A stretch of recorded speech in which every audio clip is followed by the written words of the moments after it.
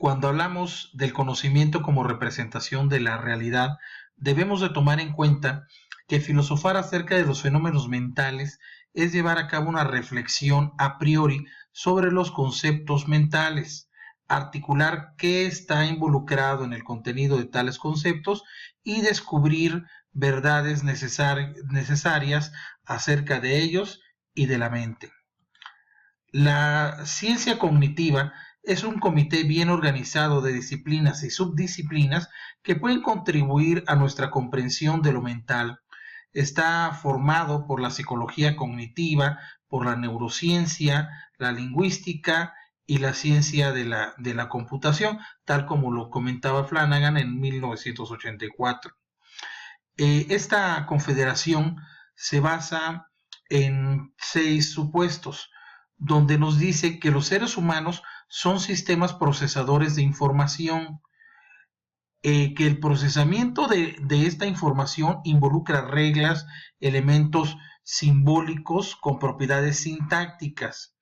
También nos dice que todo proceso cognitivo involucra un procesamiento de información, que los elementos simbólicos tienen un carácter representacional, o sea que pueden ser descripciones o imágenes.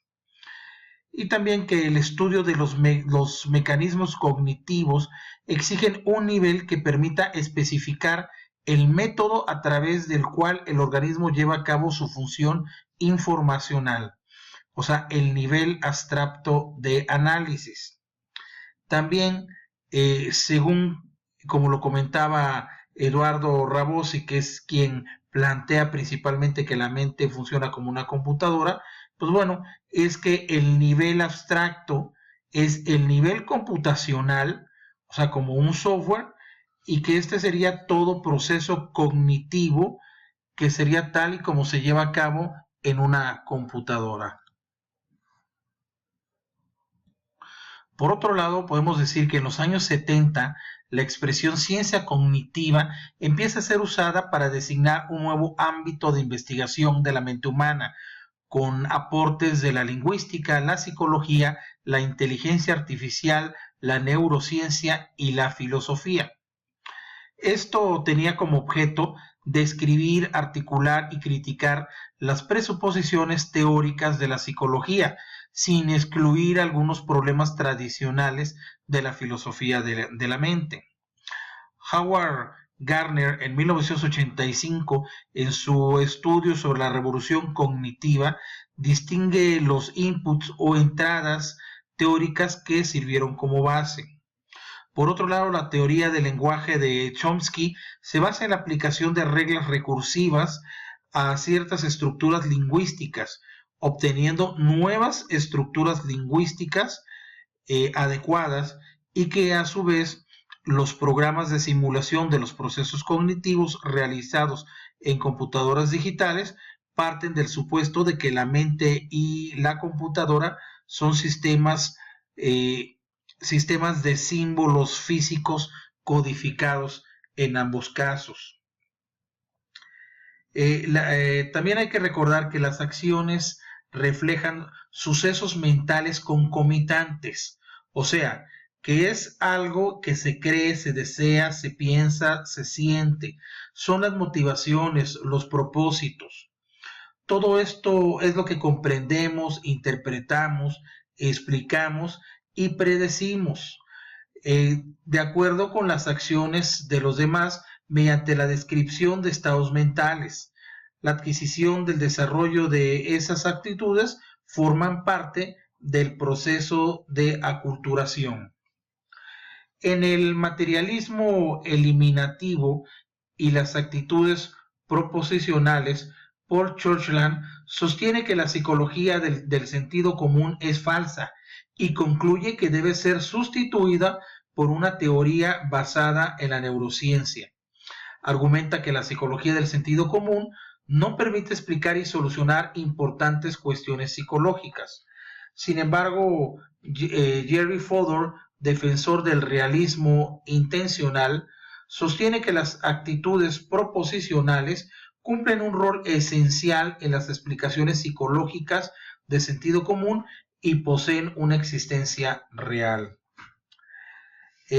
Sterling en 1990 plantea la teoría de representación de la mente y sostiene que los estados mentales y nuestros pensamientos son estados representacionales internos, o sea, un reflejo de la realidad exterior, y que la actividad mental consiste en adquirir, transformar y usar la información de nuestro alrededor.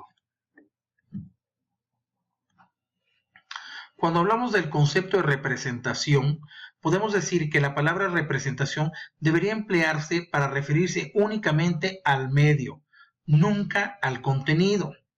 La representación cubre cosas tan distintas como imágenes externas, modelos, enunciados y estados mentales.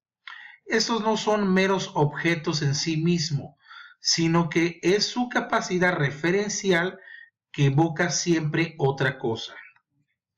Según los intencionalistas, lo que confiere el estatus de representación son las intenciones de los usuarios.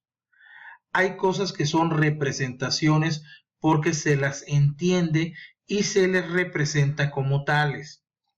Según los naturalistas, lo que determina que represente una representación es la causa de esa representación y la función para la que se emplea.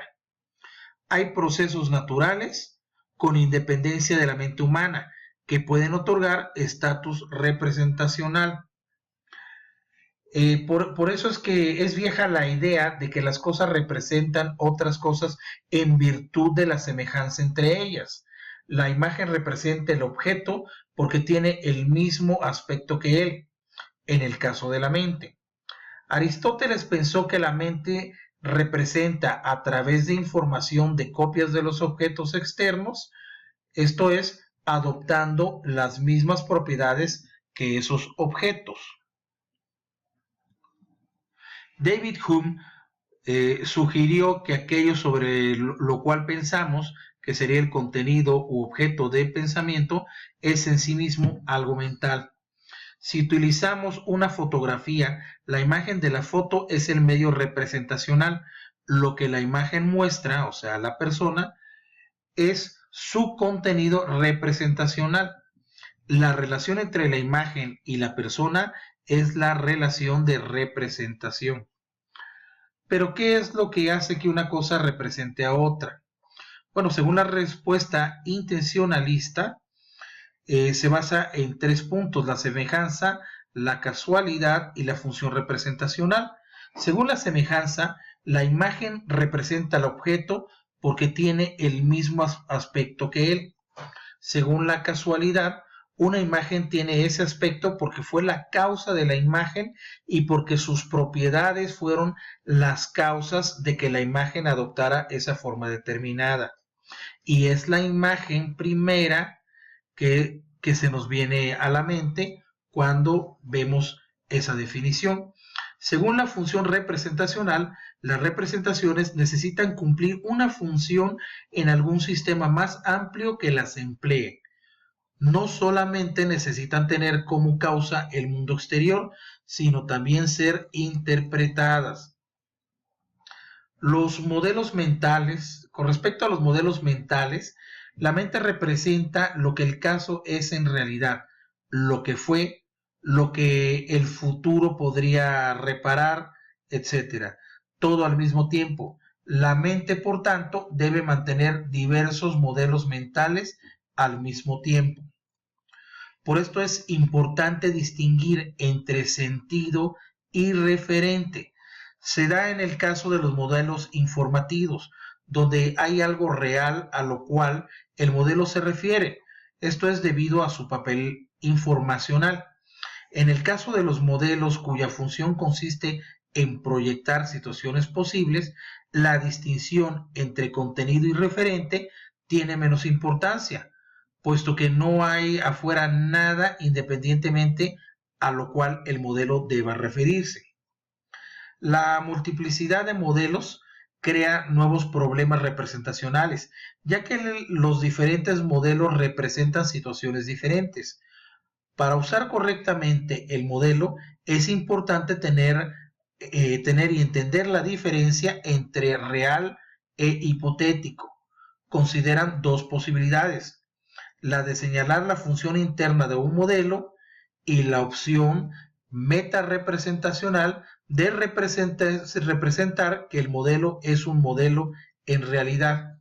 Zenón Pearson en 1978 define el término como la capacidad para representar la relación representacional en sí misma. Por lo que cuando hablamos del significado y la referencia, podemos decir que si el significado de un término es un concepto, entonces los significados son entidades mentales. La teoría referencial del significado, donde todo símbolo adquiere significado en función de la relación que establece con el objeto que representa, descansa en dos supuestos. El primero es que conocer el significado de un término es estar en un cierto estado psicológico, o sea, en el sentido de estado psicológico según el cual los estados de recuerdo y de creencia son estados psicológicos. Y el segundo, en el que el significado de un término determina su extensión. La hipótesis de la universalidad de la división del trabajo lingüístico plantea que toda comunidad lingüística posee al menos algunos términos cuyos criterios asociados son conocidos solo por un subconjunto de los hablantes que adquieren los términos y cuyo uso por parte de otros hablantes dependen de una cooperación estructurada entre ellos y los hablantes de los primeros. Cuando un término está sujeto a esta división, el hablante promedio que lo adquiere no adquiere nada que fije su extensión, ya que solo el estado sociolingüístico del cuerpo lingüístico colectivo al cual pertenece el hablante fija la extensión de ese significado. Que obviamente todo esto desde el Teteto de Platón identificaba el significado de una palabra con la cosa que la designa. La palabra sería una especie de etiqueta fijada en el objeto. Esta teoría, pues bueno, es demasiado simple y solo era válida para objetos o para los nombres propios de los objetos. Por otro lado, Frege afirmaba que los significados son propiedad pública. Identificó a los conceptos con entidades abstractas antes que con entidades mentales. Carnap, por su parte, aceptó la teoría verificacionista del significado. Asumía que el concepto correspondiente a un término proveía un criterio de pertenencia a la extensión en el sentido de reconocer si una cosa dada cae dentro de la extensión o no de ese significado. Kripke llama rígido a un designador si refiere al mismo individuo en todo el mundo posible en el cual el designador designa, sin aceptar ninguna variación del término. El término agua es rígido porque en todo el mundo al agua o al objeto agua se le llamaría agua.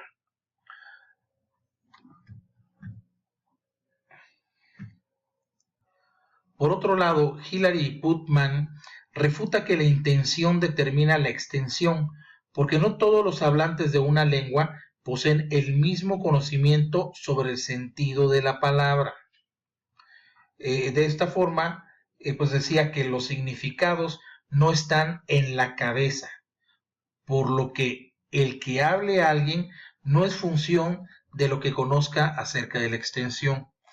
Posteriormente, pues bueno, ya surgieron teorías más enfocadas a lo que es la creación de los modelos y a lo que es el funcionamiento de la mente como una computadora, por lo que en otra ocasión pues tendremos o estaremos hablando con respecto a cómo funciona la mente como computadora en una segunda parte.